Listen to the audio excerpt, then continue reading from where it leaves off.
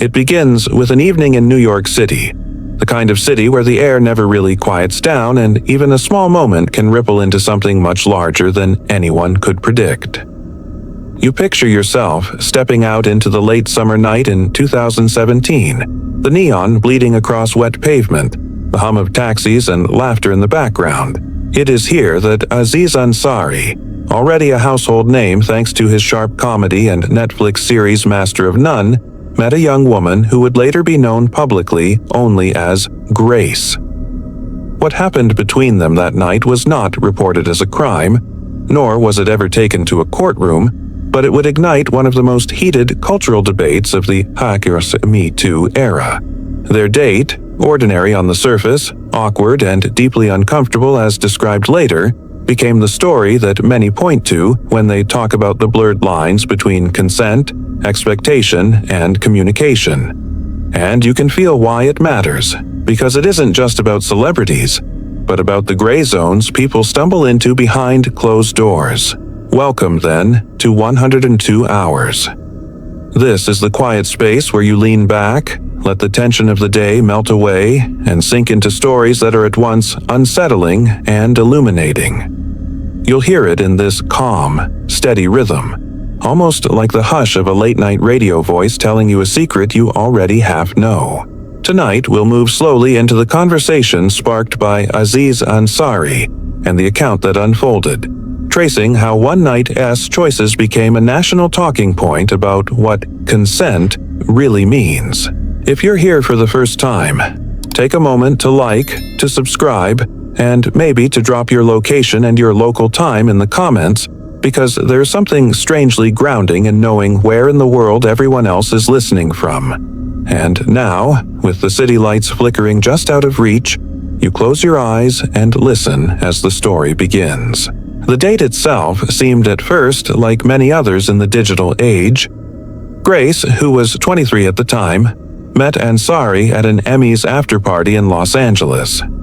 The quirky detail that tends to get overlooked is that she was carrying an old film camera, a vintage touch in a room full of glowing smartphones. They struck up a conversation, swapped numbers, and later arranged to meet in New York. This is where the encounter that would later dominate headlines unfolded. They shared dinner at a trendy Manhattan restaurant. The atmosphere, by all accounts, was ordinary. Oysters on the table, wine glasses clinking, small talk traded across the candlelight. Nothing unusual, except for the undercurrent of celebrity. Grace wasn't just on a date, she was on a date with a man whose face had been plastered across billboards and Netflix thumbnails. That detail, though subtle, colored the evening with a power imbalance that would later matter greatly in how the story was framed. When they returned to Ansari's apartment, Grace later alleged that the night quickly shifted into something she didn't want.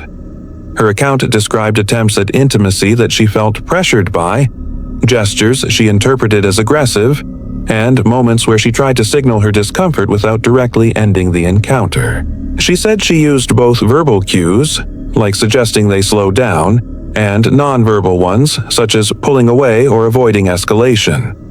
Ansari, in his public statement, would later insist that he believed the encounter to be consensual, that her cues weren't interpreted as rejections, and that, by his understanding at the time, both were willing participants.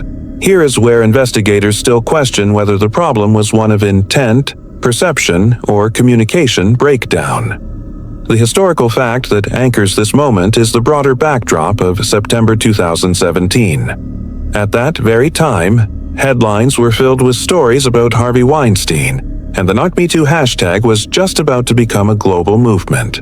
Consent was no longer an abstract idea. It was a conversation dominating dinner tables, classrooms, and offices. Ansari's story didn't arrive in a vacuum. It entered a culture already raw and restless. That's partly why it resonated so strongly. And then there's the quirky tidbit. Aziz Ansari himself had literally just worn a "Tie Mess Up" pin at the Golden Globes in January 2018, only days before the Babe. Net article dropped. A symbol of solidarity against sexual misconduct was pinned to his chest, even as the internet was about to confront him with questions about his own behavior. The irony wasn't lost on anyone, and it turned the story into a lightning rod for think pieces and hot takes. As you drift in this slow retelling, you notice the unease at the heart of it.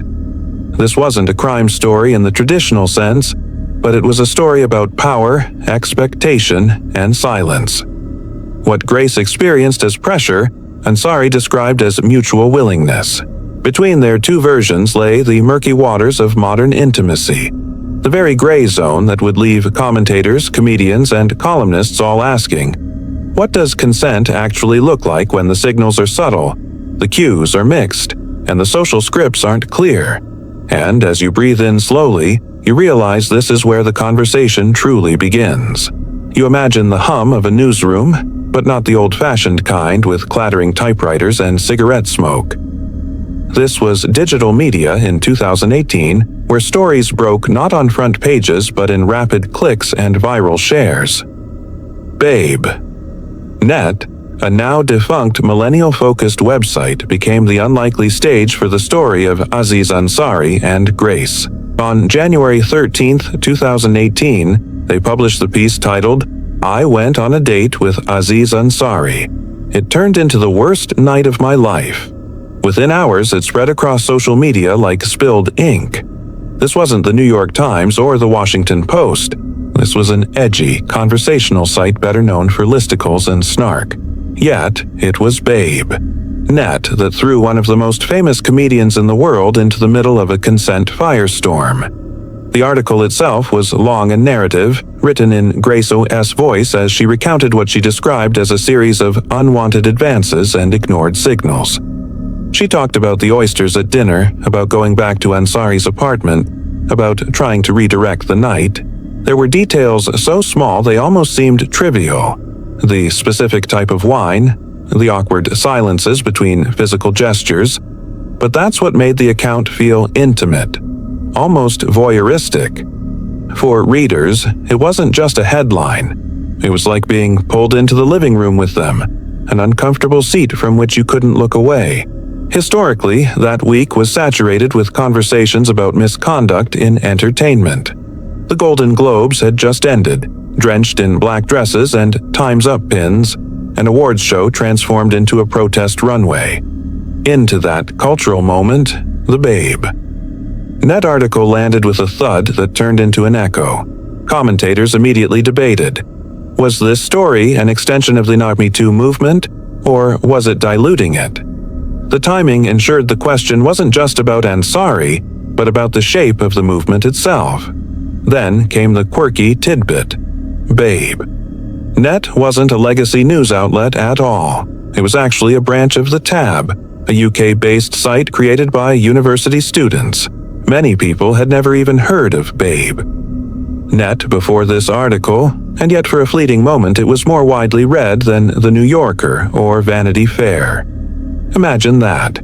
A small, student-rooted publication outpacing giants simply because the internet funneled its outrage and curiosity straight through their headline. The site never recovered its peak after the frenzy, and it eventually shut down. But for a few months its name was stamped into the cultural timeline. As the story went viral, Ansari's name trended worldwide. Memes popped up alongside think pieces, a jarring mix of mockery and analysis. Some framed Grace's account as a brave contribution to a difficult conversation. Others criticized the site for publishing a story without journalistic rigor or sufficient fact-checking. Investigators still question whether Babe, Net's choice to run the article without a more traditional editorial process amplified the nuances of Grace's experience, or flattened them into fuel for outrage clicks. For Ansari, the impact was immediate. He was photographed days later, looking subdued, avoiding eye contact with cameras. For Grace, anonymity was both protection and limitation. She had her story out in the world, but without a face or name, she couldn't step forward in interviews to expand or clarify. The anonymity also fueled skeptics, who questioned whether the account could be trusted at all. It was the paradox of the internet age. Visibility without verification. And the ripple effect went beyond just the two individuals. The Babe. Net article forced readers to confront uncomfortable questions. What happens when bad sex feels like a violation but doesn't meet the legal threshold for assault? Should stories like Grace's be part of the Good Me Too canon, or do they muddy the waters? The conversation was less about Ansari as a single figure and more about what his story symbolized, a cultural testing ground for the limits of consent discourse. As you sink deeper into this part of the narrative, you can almost hear the constant refresh of Twitter feeds, the buzzing of phones, the slow drip of responses from celebrities, columnists, and ordinary readers alike. A night in New York had become a global headline because a small digital outlet took a chance on a story that many traditional editors might have passed on. And, for better or worse, the Babe. Net article ensured that Aziz Ansari, ass name, would forever be linked with the messiness of the consent conversation. The silence didn't last long. Within 24 hours of the Babe. Net article detonating across the internet, Aziz Ansari released a public statement. You can imagine the pressure he must have felt, waking up to see his name trending worldwide, headlines pairing his face with words like consent, allegation, and misconduct. For someone who had built a reputation on clever observations about dating and relationships, suddenly finding himself at the center of a dating controversy was more than ironic. It was surreal. And yet, in the statement provided to Time magazine, Ansari attempted to be calm, deliberate, and clear. He confirmed that the night happened. He confirmed that the two had engaged in physical intimacy, but he stressed, in steady, unambiguous terms, that he believed the entire encounter to have been consensual. The wording was careful. He noted that the following day, Grace had texted him expressing discomfort, telling him she felt he had ignored her signals. Ansari said he was surprised and concerned, that he responded privately, and that he took her words to heart. He also emphasized that he supported the Me Too movement, aligning himself with its goals while distancing himself from the accusation that his actions belonged in the same category as other predatory behavior. In his telling, this was not an assault. It was, as he framed it, a painful misunderstanding, an encounter seen differently by two people in the same room. The historical fact that underlines his response is the speed at which public statements had become essential in the Me Too era. By early 2018, celebrities no longer had the luxury of waiting days or weeks for a polished PR rollout. News cycles moved at internet speed, and silence was interpreted as guilt. Ansari's swift reply mirrored what many public figures were learning. In the court of public opinion, timing mattered as much as tone. Then comes the quirky tidbit. The statement itself was so succinct, barely a few paragraphs, that it contrasted sharply with the long, detailed narrative in Babe. Net.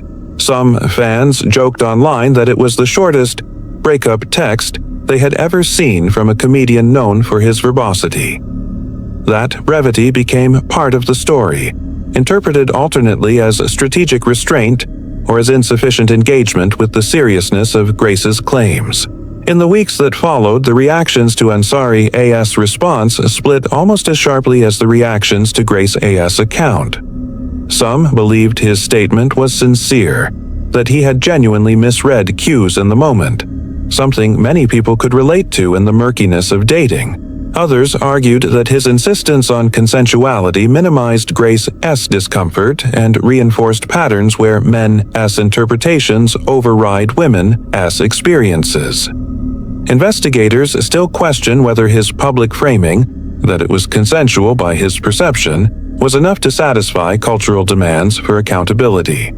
For Ansari personally, the damage was immediate, even if temporary. Paparazzi photos showed him avoiding red carpets, skipping events, canceling some appearances. His Netflix show went quiet. Fans who had once quoted his feminist lines from Master of None now debated whether his public persona matched his private behavior. The dissonance was unsettling. Here was a man who had won awards for portraying tender, thoughtful explorations of love, And now he was reduced to a headline that asked whether he even understood the very concept of consent. And in the midst of it, Ansari stayed relatively quiet beyond that initial statement. He didn't grant long interviews or go on an apology tour. Instead, he retreated, choosing absence as a kind of shield. For his critics, that looked evasive. For his supporters, it looked wise. The man who once dissected texting habits on stage had suddenly gone silent in the most high-stakes conversation of his career. You picture the strangeness of it. One night in Manhattan, oysters and wine, then less than half a year later, a comedian known for fast-talking humor reduced to carefully chosen, written words analyzed under a microscope. The paradox of public life crystallized. Your entire reputation could turn not on a punchline, but on a paragraph. And as you let that sink in, you feel the tension of the cultural moment, the demand for clarity, the hunger for accountability, and the impossibility of satisfying everyone when two versions of the same night could never fully align. The year was 2018, and the cultural air felt electric, almost charged with a sense of reckoning. You picture yourself scrolling through headlines in those months. Harvey Weinstein under investigation, Kevin Spacey accused by multiple men, powerful executives and television hosts suddenly resigning in disgrace. It was the height of the Knocker Me Too movement, and every day seemed to bring another revelation. Into that atmosphere, the Aziz Ansari story didn't just land. It collided with a moment already straining under the weight of testimonies, lawsuits, and public outrage. The timing made it impossible to treat his situation as just another celebrity headline. It became part of something much larger, part of a collective examination of how intimacy and power worked in the modern world. The cultural fact anchoring this section is that the hashtag #MeToo, originally coined years earlier by activist Tarana Burke, exploded in October 2017 after actress Alyssa Milano used it on Twitter. By early 2018, it wasn't just a slogan. It was a movement reshaping workplaces, entertainment, and even politics. Ansari's story was interpreted not on its own, but through this wider lens. Grace's account wasn't merely about a single night. It was folded into the ongoing narrative of women speaking out, men being held accountable, and society debating what accountability should look like.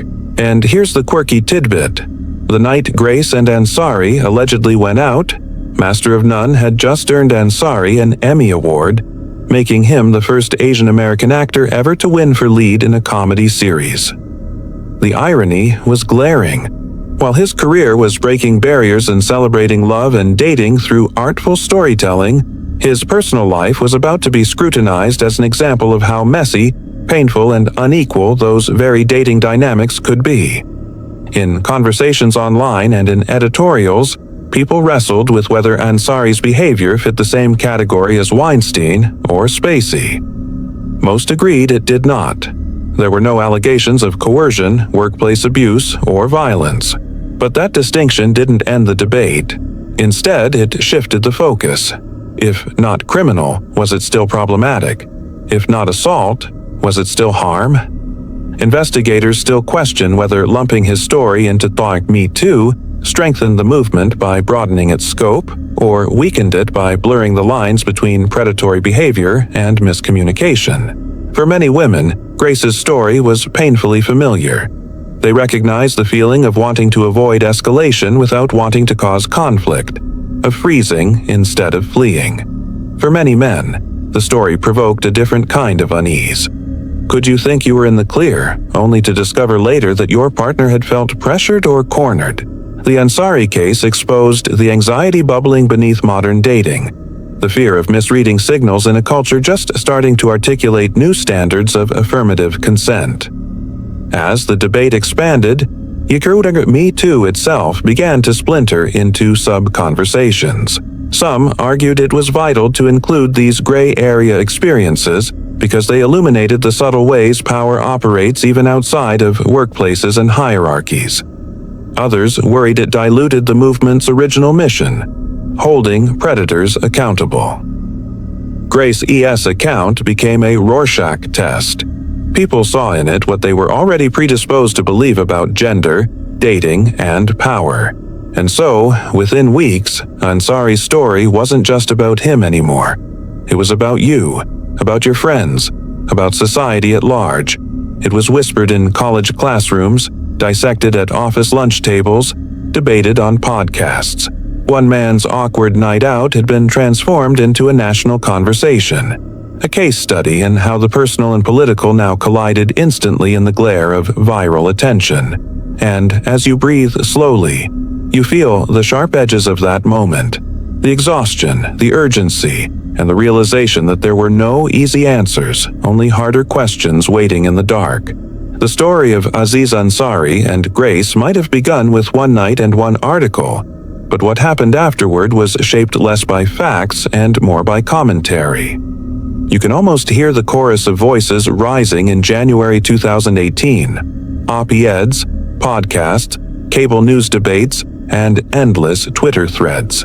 Everyone seemed to have an opinion, and the media fractured into camps as sharply divided as if they were covering an election. Some writers insisted the babe.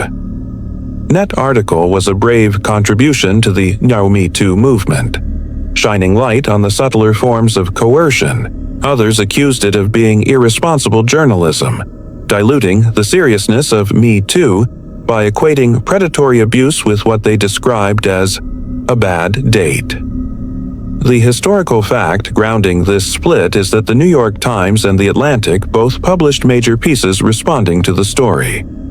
The Atlantic's headline bluntly asked, "Aziz Ansari is guilty of not being a mind reader." Meanwhile, the New York Times ran commentary exploring whether Grace E.'s account reflected an all-too-common experience of women navigating male desire in silence. This wasn't tabloid fodder anymore. It had become a touchstone for intellectual debate across respected outlets. Then comes the quirky tidbit. One of the most viral takes on the story came not from a traditional journalist, but from an anonymous Tumblr user who wrote a tongue-in-cheek post titled, "The Worst Date Ever, a Choose-Your-Own Adventure." It mocked the way the internet had reduced a deeply personal experience into clickable narratives. That strange little parody circulated widely, reminding people that behind all the noise, two real individuals were caught in the middle. Investigators still question whether media coverage amplified the nuances of Grace's story or flattened them into polarized talking points. Some readers walked away convinced Ansari had been unfairly vilified. Others felt the reporting was vital, even if messy, because it forced men to confront uncomfortable truths about how women often experience intimacy. The divide wasn't just ideological, it was generational. Older commentators tended to emphasize personal responsibility and clearer communication, while younger voices highlighted power imbalances, subtle pressures, and the cumulative weight of gray zone encounters. For Ansari, the commentary must have felt suffocating. He wasn't just a man facing allegations, he was a symbol now. His name shorthand for the awkward, painful, and sometimes contradictory terrain of modern dating. For Grace, the anonymity that once shielded her also meant she couldn't T-shape or respond to the tidal wave of takes about her experience. Her story was out there, but it belonged to everyone else now. Columnists, strangers, and strangers arguing in comment sections. And so you picture the strange theater of media in the late 2010s. Professional writers, casual bloggers, late-night comedians, and ordinary users all clamoring to define what this story meant. The cacophony turned one account into a prism, refracting cultural anxieties in every direction. It was no longer just about whether Aziz Ansari had misread cues. It was about what people believed sex, consent, and respect should look like in the first place. And as you lean back listening to the hum of those competing voices, you realize that sometimes the noise itself becomes the story. You remember Aziz Ansari as the quick-witted stand-up, the earnest Dev Shah on Master of None, the guy who turned dating into a hilarious autopsy of texting delays, brunch etiquette, and awkward silences. For many fans, he wasn't just another comedian. He was a kind of cultural translator for millennial romance, someone who seemed to get it. That's what made January 2018 so jarring. One moment, people were quoting his feminist jokes about respecting women. The next, they were reading Grace S. account and wondering if their favorite comedian belonged in the same conversation as men accused of serious misconduct. The dissonance was heavy, like watching the punchline collapse into the silence after an awkward truth. The historical fact that drives this section is that Master of None had been praised by critics as one of the most progressive shows about love and identity on television. Ansari had won both an Emmy and a Golden Globe for his role, celebrated not just as an actor but as a writer who tackled consent, race, and gender with sensitivity. Fans had used his work as shorthand for the good guy narrative in comedy. Now, faced with Grace's account, those same admirers were left in a haze of confusion. Could the man who scripted tender, respectful romances on screen really have stumbled so badly off screen? And then, the quirky tidbit. Ansari had once published a best-selling book titled Modern Romance, co-written with a sociologist about the intricacies of dating in the age of apps. Suddenly, clips from his book tour resurfaced on Twitter, with some users pointing out the irony that the expert on communication and relationships was at the center of a global debate about failing to read signals. Memes merged his quotes with sarcastic captions, turning scholarship into satire. For fans, the problem wasn't just disappointment, it was betrayal of trust. Comedy, especially Ansari's style, built intimacy between performer and audience. He wasn't the type to play detached characters. He told stories about himself, making you feel like you knew him personally.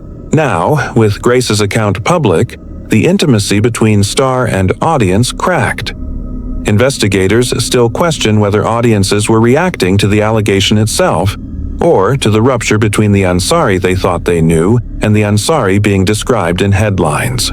The internet filled with posts from fans confessing how conflicted they felt. Some said they couldn't rewatch Master of None without thinking of Grace. Others admitted they were still laughing at his jokes but feeling guilty about it. The emotional calculus of consuming art when the artist is under scrutiny became part of the broader discussion, an extension of the ongoing question: can you separate the art from the artist? And in the quiet of late-night scrolling, fans wrestled with smaller, more personal reflections. If Aziz Ansari, who built a career on dissecting dating etiquette, could misunderstand or ignore discomfort, what did that say about ordinary men navigating the same terrain without fame, without scrutiny? If a feminist ally could be accused of missing the point, what did that mean for everyone else? The contradictions didn't just belong to him, they belonged to the culture watching him. As you listen, you can almost hear the sighs of fans across the world, sitting with their streaming queues open, hovering over Master of None, and asking themselves whether pressing play would feel the same as it did before. The answer wasn't simple, and maybe it never would be. In the days after the article, the ripple effect reached comedy clubs, late-night stages, and green rooms where comics swapped whispered takes on what had just happened. Comedy is often a mirror to culture, and suddenly that mirror was fogged with unease. Some comedians were blunt, dismissing the story as overblown, while others urged their audiences to sit with the discomfort and recognize that humor can exist in a vacuum. You imagine small venues in New York and Los Angeles buzzing with sets where performers tested jokes about dating, consent, and your Me Too, gauging whether the crowd would laugh or recoil. The historical fact at the center. Several comedians publicly weighed in. Whitney Cummings tweeted that the Ansari story showed how badly people need better sex education about consent. Sarah Silverman spoke candidly on her Hulu show, wrestling with the nuance of how men and women are socialized around sex and power. In contrast, Bill Maher mocked the controversy, painting it as an example of political correctness gone too far. The comedy world fractured in the same way the media had, with every opinion turning into another headline. And here's the quirky tidbit. At one New York open mic, a comic riffed that Aziz Ansari had managed to ruin short guys for everyone. The throwaway line got big laughs, and a clip of it circulated online, not because it was profound, but because it captured the weird way people used humor to process collective discomfort. The joke didn't solve anything, but it revealed how audiences were desperate to laugh their way through the awkwardness. Investigators still question whether comedians who spoke up were defending their craft, their friend, or their own anxieties about being scrutinized one day. The truth is, the world of stand-up thrives on walking the edge, and now that edge was shifting under their feet. If once the risky material had been about politics or race, suddenly the riskiest subject was consent. How to joke about it without trivializing it, how to acknowledge it without alienating the crowd. For Ansari himself, the silence was notable. He wasn't cracking jokes, wasn't tweeting zingers, wasn't defending himself with humor. His absence left a void, and in comedy, a void is an invitation for others to fill it. The debate over whether the Babe.net article had meaning or merit became a subplot in the larger conversation about what comedians owe their audiences, both on stage and off. And you can almost picture the dim light of a comedy cellar, the clink of glasses, the nervous laughter as comics tested new material, walking the razor's edge between catharsis and cruelty. The audience wanted release, but the tension in the room meant every laugh carried weight. The story wasn't just about Aziz Ansari anymore. It was about comedy itself, and whether the art of laughter could survive the new scrutiny that Me Too had unleashed. The controversy around Aziz Ansari quickly shifted from a celebrity story to a flashpoint within feminism itself. On one side, voices argued that the Babe.net article was a necessary expansion of the Me Too movement, broadening the conversation beyond clear-cut cases of assault to include the murkier, more painful territory of coercion, pressure, and miscommunication. On the other, critics said lumping Ansari into the same conversation as men accused of violent crimes diluted the gravity of those more severe allegations. You find yourself sitting in this cultural tug-of-war, the language of consent being pulled tighter and tighter like a rope. The historical fact is clear. In January 2018, The Atlantic published The Humiliation of Aziz Ansari, a much-circulated essay by Caitlin Flanagan, who argued that the Babe.net piece weakened feminism by portraying women as powerless in sexual encounters. Meanwhile, Jezebel ran responses accusing Flanagan of misunderstanding the real point, that Grace S.'s story was about the emotional exhaustion of navigating sex in a culture that still prizes male pleasure over female comfort. Mainstream feminism splintered in public view, with op-eds multiplying by the hour. Then comes the quirky tidbit. The phrase, "the worst night of my life," trended not just on Twitter, but also on Etsy, where independent creators began selling tongue-in-cheek mugs and t-shirts with the slogan. What started as Grace's lament became a kind of meme, commodified and trivialized, even as activists warned that treating it lightly undermined the seriousness of her experience. It was a reminder that the internet never lets cultural discourse stay solemn for long. Investigators still question whether this feminist debate actually moved the needle or merely polarized people further. Did it help clarify what consent should look like, or did it push both sides into hardened camps? The answer seems to depend on who you ask. For some, the story opened a vital dialogue about how bad sex can still be damaging, even if it isn't criminal. For others, it became a cautionary tale of how movements can overreach and lose public sympathy. And you picture the scene. College classrooms hosting fiery debates, women's groups organizing late-night panels, and young people arguing across kitchen tables. The Ansari case turned into a mirror, reflecting deep generational divides. Older feminists warned against infantilizing women. Younger ones insisted that emotional harm and blurred boundaries deserve as much attention as overt violence. In the end, the feminist debate wasn't just about Aziz Ansari. It was about what kind of culture people wanted to build after Me Too. A culture of strict legal categories, or a culture that also acknowledged the subtle erosion of trust and dignity that can occur even when no laws are broken. Either way, the story had forced feminism to face itself in the mirror, and the reflection wasn't entirely comfortable.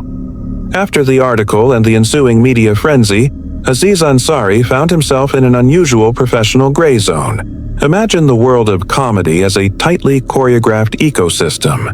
Tours are scheduled, Netflix specials filmed, press junkets lined up months in advance. And then, suddenly, one night in Manhattan, and a single article upends the rhythm of it all. Ansari didn't vanish entirely, but he stepped back, canceling some appearances and taking time to recalibrate. For someone whose work depends on connection, with audiences, with writers, with the pulse of culture, this retreat was as risky as it was necessary. The historical fact is that in 2018, following the BabeNet publication, Ansari postponed several scheduled stand-up shows and paused work on new projects. The comedy world, known for its relentless pace and always-on expectation, didn't offer much sympathy. This wasn't just a personal setback, it was a professional pause that resonated across the industry, signaling the real consequences even uncharged allegations could have on public figures. And the quirky tidbit, some fans humorously documented his absence on Twitter with the hashtag #WhereIsAziz, posting mock missing one comedian, flyers on lampposts, and sharing photos of empty stages. While playful, the meme underscored just how invested audiences were in his presence, and how conspicuous his disappearance felt.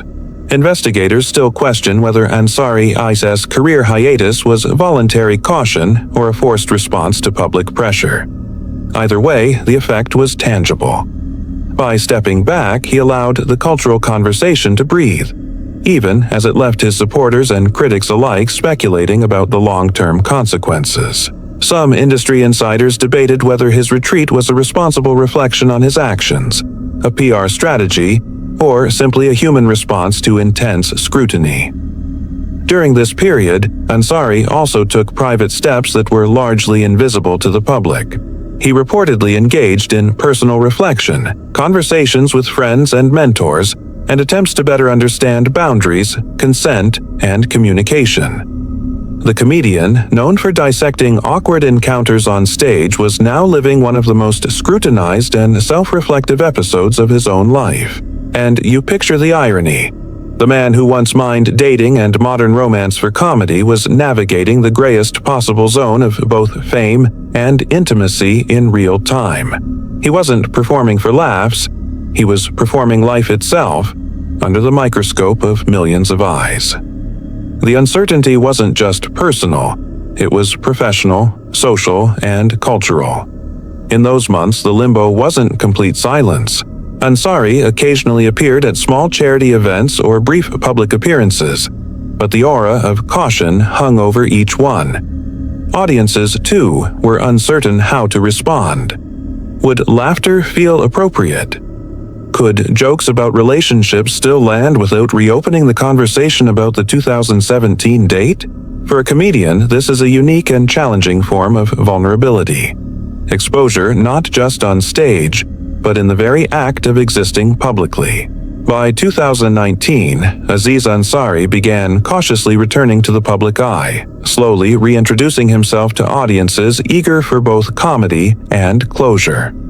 You can picture him standing under the warm glare of stage lights in a familiar comedy club, a mic in hand, the hush of the crowd folding around him like a blanket. This was not the confident, untouchable performer of previous tours. It was someone negotiating vulnerability, humor, and accountability all at once. Every joke was measured, every pause weighted with the memory of the 2018 controversy. The historical fact is that Ansari embarked on a stand-up tour leading to the Netflix special Aziz Ansari, right now premiering in January 2019. In interviews and during performances, he spoke indirectly about the incident with grace, reflecting on personal growth, communication, and the gray zones of dating. Rather than using the controversy as a punchline, he approached it with a kind of careful introspection, acknowledging mistakes and exploring empathy, even while keeping the tone humorous. And the quirky tidbit. During one show, he joked about the strange reality of performing after social media had dissected every detail of his life. He quipped that scrolling through Twitter during a set felt like performing in a room where every audience member was holding a magnifying glass and a sticky note, evaluating your every word. The crowd laughed, not just at the joke, but at the shared awareness of living in the public eye.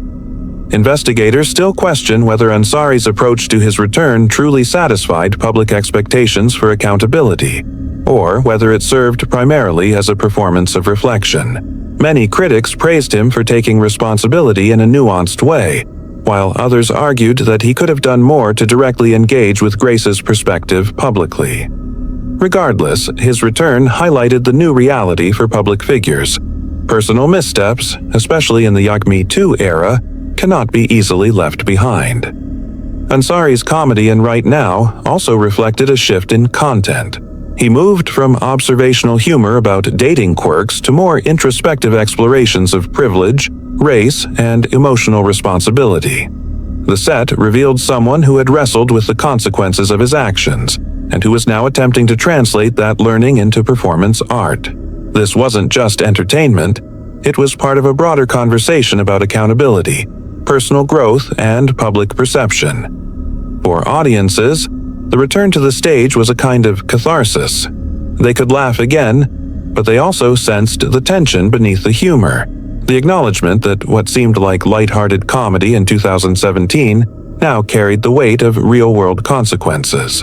Ansari's navigation of this space, balancing remorse, humor, and reflection, became emblematic of the challenge facing many public figures during this era: how to move forward without dismissing past experiences that others found hurtful.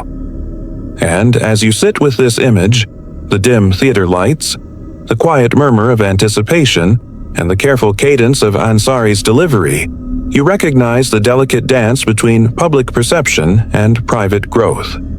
Comedy became a vessel for reckoning, a tool for exploring both empathy and error, and a reminder that personal accountability is rarely neat or simple, even when it's delivered with a punchline. By the time Aziz Ansari, Right Now, premiered on Netflix in January 2019, the world was watching him through a lens sharpened by both scrutiny and curiosity.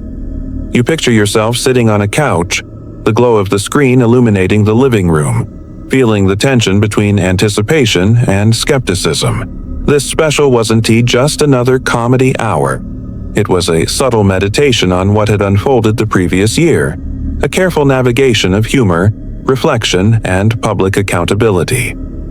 Ansari's persona on stage retained its familiar charm, but now it was layered with awareness, a conscious acknowledgement that every story he told was being filtered through the collective memory of the controversy. The historical fact here is that Right Now received critical acclaim for its introspective approach. Ansari touched indirectly on the 2017 encounter without naming Grace or recounting the incident in full detail. Instead, he explored themes of consent, communication, race, and privilege, signaling to audiences that he had engaged in self-reflection and was willing to confront the gray areas of human behavior. The special demonstrated a new kind of comedy, one that could hold multiple truths simultaneously, acknowledging error while still entertaining. The quirky tidbit. He opened one segment by joking about the challenges of performing for audiences whose first thought might be, "Are you safe to laugh at?" The line got uproarious laughter, underscoring a paradox. Humor could survive intense scrutiny if delivered with honesty, timing, and humility. Social media clips of that joke went viral, further proving that audiences craved the delicate balance of levity and reflection.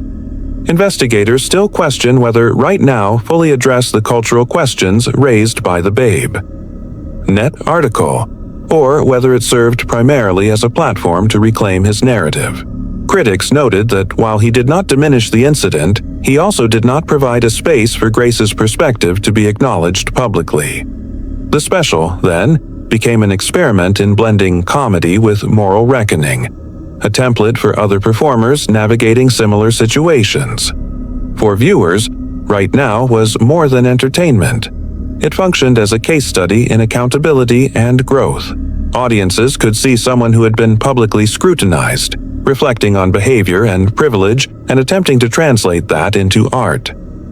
This duality, entertainment and ethical exploration, resonated widely, prompting discussions about how comedians could address sensitive topics without trivializing them. The subtle power of the special lay in its pacing and tone. Ansari's calm delivery, combined with careful word choice and understated physicality, created an intimate atmosphere. You almost feel the space of the comedy club, the hush before a laugh, the tension between shared knowledge and personal reflection. Here, comedy was not just a performance but a tool for empathy, for cultural processing, and for asking difficult questions about how we relate to one another in intimate and public spaces. And as the credits rolled on Right Now, the takeaway was clear. Aziz Ansari had returned, not as the untouchable star of a hit sitcom, but as a figure navigating accountability, reflection, and the messy gray zones of human behavior. He demonstrated that growth can coexist with performance, that acknowledgement of past mistakes can be woven into art, and that even in the age of viral outrage, a comedian could create space for reflection and connection. By the time the dust settled, the story of Aziz Ansari and Grace had transcended the particulars of one date, one article, and one public statement. You can picture college campuses, workplaces, and social gatherings echoing with debates about consent, boundaries, and communication. The incident became a case study, a touchpoint for discussions on the gray zones of intimacy, and a reference point for people trying to navigate the complexity of sexual ethics in everyday life. What had begun as a single personal experience became a catalyst for broader cultural reflection. The historical fact: following the babe. Net article, universities and sexual assault centers began integrating discussions of gray areas of consent into workshops, seminars, and online resources. Grace's account, though anonymous, was cited in educational context to illustrate that not all harmful experiences meet the threshold of criminal assault, yet they still matter. It wasn't just celebrity gossip anymore. It was shaping conversations in classrooms and offices, influencing how society approached communication and respect in intimate encounters. The quirky tidbit: the phrase gray zone dating entered informal vernacular, appearing on Twitter, Reddit threads, and even dating advice columns. People joked about it as if it were a new dating app feature. Swipe left if you don't want a gray zone tonight. But beneath the humor lay a serious acknowledgement that many encounters fall into ambiguous spaces where consent is complicated, subtle, and sometimes misread. Investigators still question whether the public discourse that emerged actually improved understanding of consent or primarily served as performative morality. Debates persisted over whether highlighting less severe cases alongside predatory behavior helped society learn, or whether it blurred the critical distinctions that legal and ethical systems rely on. Either way, the ripple effect was undeniable. One story, told carefully and amplified widely, had reshaped how millions of people thought and spoke about intimacy. For Ansari himself, the cultural conversation was double-edged. On one hand, he became a cautionary tale, a symbol of how even perceived missteps can have outsized consequences. On the other, he served as an example of personal reflection, growth, and measured public re-engagement. His journey illustrated the tension between accountability and redemption, and how living under the microscope forces both public figures and audiences to confront uncomfortable truths about human behavior. You can almost hear the collective pause in the culture, the hushed moments in classrooms, the careful phrasing of advice columns, the internal reflection of individuals navigating dating apps, parties, or workplace dynamics. The Ansari story became shorthand for the challenge of ensuring that all parties feel safe, heard, and respected. even in moments that seem minor, awkward, or ambiguous. And as you lean back, you notice the subtle lessons. Communication is crucial, reflection is necessary, and culture evolves through stories, not just laws. Aziz Ansari and Grace's night in New York didn't just affect two people. It rippled outward, reminding society that the conversations about consent, respect, and empathy are ongoing, sometimes messy, but always essential. The world was quieter for a moment, collectively reflecting, learning, and slowly moving forward. As you exhale and let the story of Aziz Ansari and the consent conversation settle around you, the intensity of headlines, viral threads, and public debates begins to fade. You feel the quiet hum of the city, the distant buzz of life continuing, indifferent to the viral storm that once surrounded a single night. What remains are the lessons etched into the broader culture.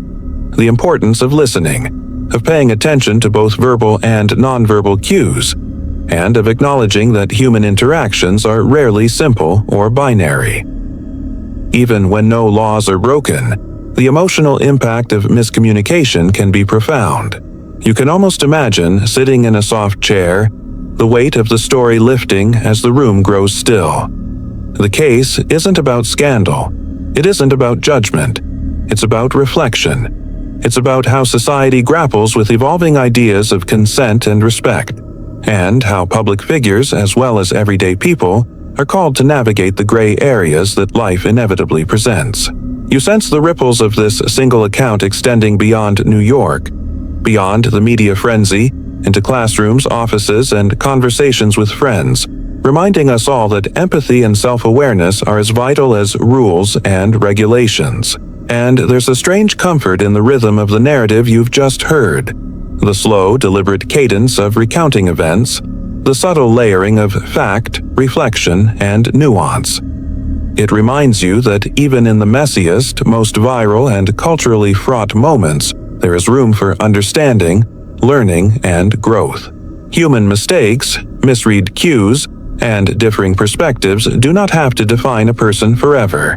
They can serve as catalysts for introspection and improvement.